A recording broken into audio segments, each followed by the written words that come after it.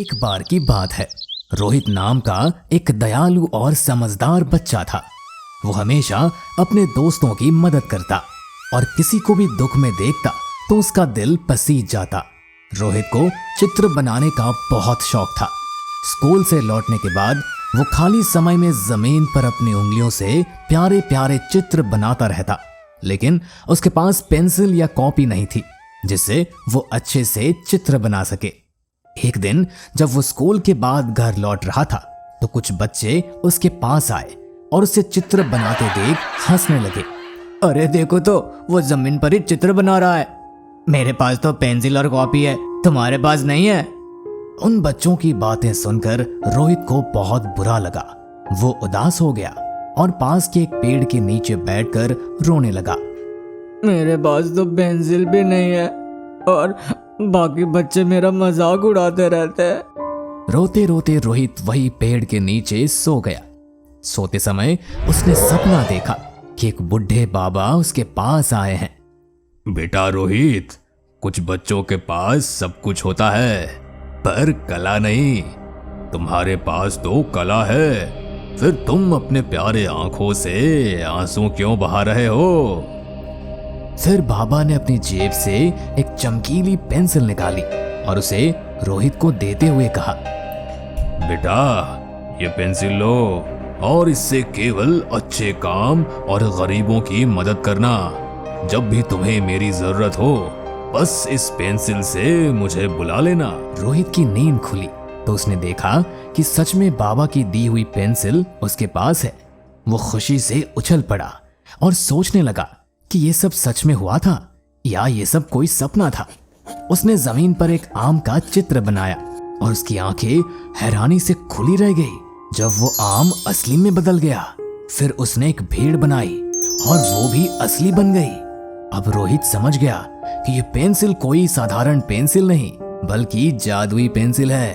उसने इस पेंसिल से कई चीजें बनाई और अपने माता पिता के लिए ढेर सारे खाने पीने का सामान और कपड़े बनाए। उसके माता पिता को उस पर गर्व होने लगा।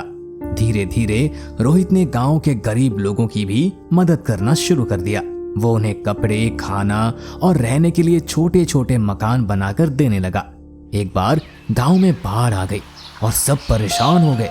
रोहित ने अपनी जादुई पेंसिल की मदद से बाढ़ का पानी खेतों में बांट दिया, जिससे पानी का नुकसान नहीं हुआ और खेत भी बर्बाद नहीं हुए।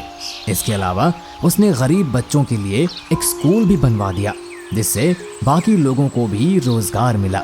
इस तरह रोहित धीरे धीरे गांव का प्रिय बन गया। जिन बच्चों ने उसका मजाक बनाया था वे भी उसके दोस्त बन गए। रोहित की प्रसिद्धि गांव से निकलकर राजा के कानों तक पहुंच गई, लेकिन राजा बड़ा कठोर और लालची था। उसने सोचा कि अगर रोहित एक जादुई पेंसिल की मदद से इतना कुछ कर सकता है तो उससे सोने का पेड़ भी बनवाया जा सकता है जो उसे अनगिनत सोने के फल दे सके। राजा ने अपने लालच में आकर रोहित को अपने दरबार में बुलाया। मैंने तुम्हारे बहुत से किस्से सुने हैं और मुझे तुम्हारी पेंसिल का जादू देखने का शौक है।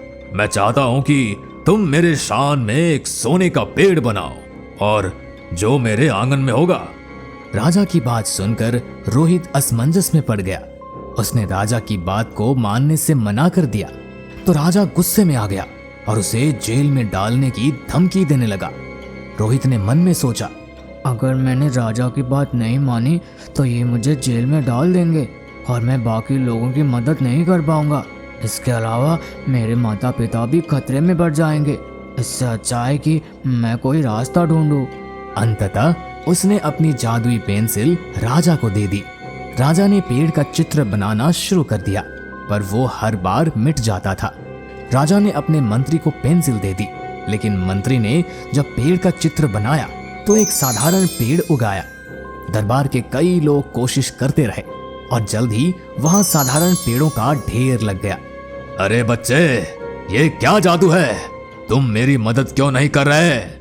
राजा जी, आपके पास धन संपत्ति की कोई कमी नहीं है, फिर भी आप इस पेंसिल का गलत फायदा उठा रहे हैं। लेकिन अगर आप चाहें तो मैं आपकी मदद करने की कोशिश कर सकता हूँ। जब राजा ने पेंसिल रोहित को लौटाई तो रोहित ने जल्दी से बाबा का चित्र बनाया। देखते ही देखते बाबा प्रकट हो गए और मुस्कुराते हुए राजा की ओर देखा। राजा साहब, आप इतने बड़े आदमी होकर भी समझ नहीं पाए कि ये पेंसिल सिर्फ अच्छे कार्यों के लिए है। ये उन लोगों के लिए काम नहीं करती जो स्वार्थ और लालच में इसका उपयोग करना चाहते हैं। राजा को अपने किए पर शर्मिंदगी हुई। उसने बाबा और रोहित से माफी मांगी और अपनी भूल स्वीकार की। बाबा ने उसे समझाया कि जीवन में किसी भी चीज का स्वार्थ में उपयोग करना गलत है। अंत में बाबा वहां से गायब हो गए और रोहित को राजा ने बहुत सारे इनाम देकर सम्मानित किया। कहानी से सीख, मेहनत और लगन से किए गए कार्य की सच्ची खुशी लाते हैं। स्वार्थ में लिए गए फैसले अंततः खुद का और दूसरों का बुरा कर सकते हैं।